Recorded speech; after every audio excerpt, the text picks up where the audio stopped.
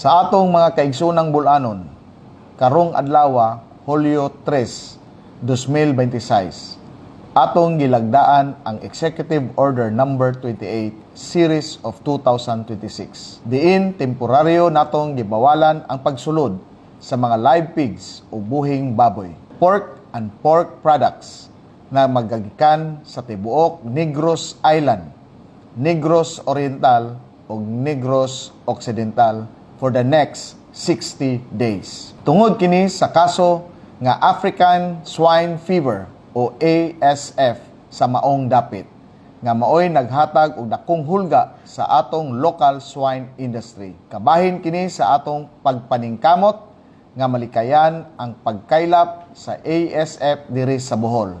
Sa gihapon, magtinabangay kita sa pagpugong nga mukatag ang maong sakit sa atong probinsya.